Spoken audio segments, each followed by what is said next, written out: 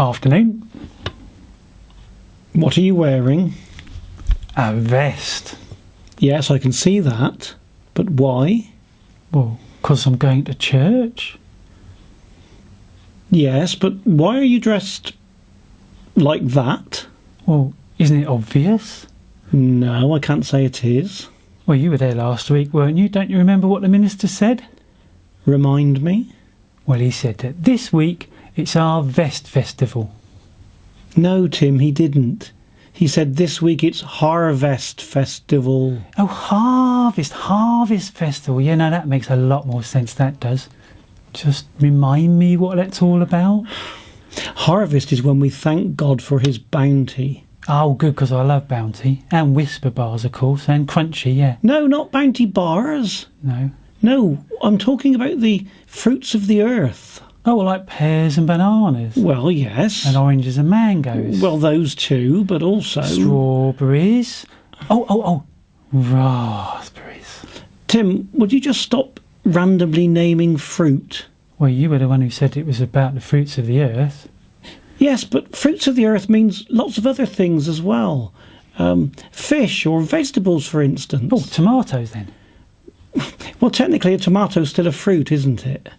Look, let me explain. Well, there's King Edward's, and there's Maris Piper, and Charlotte. Right, now stop. Yeah. Unless they're people from history, I think all you're doing now is randomly naming potatoes.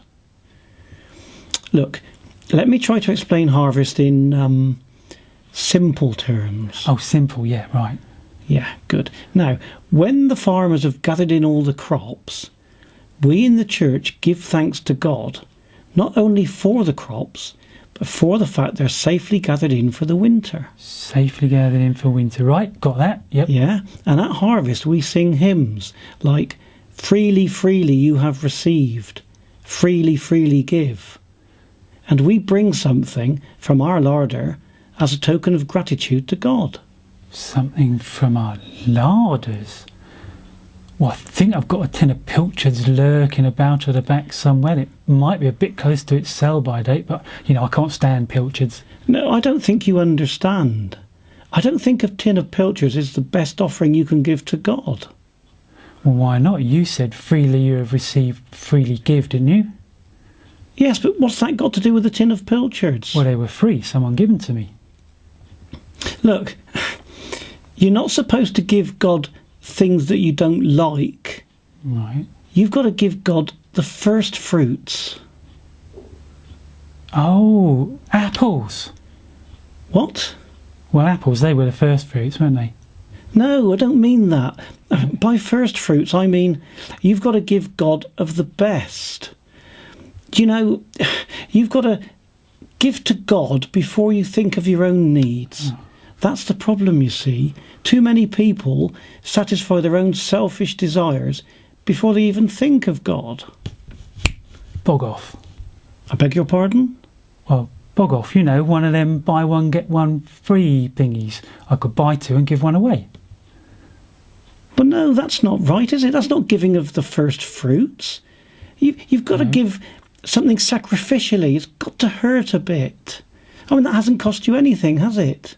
Okay, well, what if I keep the free one and give away the one I paid for? Well, no, that's the same thing, isn't it? Is it? Yes. Yes, it hasn't cost you anything. Look, you've got to give to God because you want to give to God, not because you feel obligated to. Yeah? Right. So, you know, God loves a cheerful giver. Oh, well, in that case, I could smile when I hand over the tin of pilchards. Oh, for heaven's sake. Or I could laugh. No, look. Tell you what, let's just forget it. Let's just forget the whole thing. I tell you what, I could tell a joke. Now, here's one. No, I'm not going to listen to this. No, I'm not listening. And the salad blush. No. I can't The tomato hear you. was No, dressing, I'm not going to do but the this. No, salad... absolutely not. No, that's not it.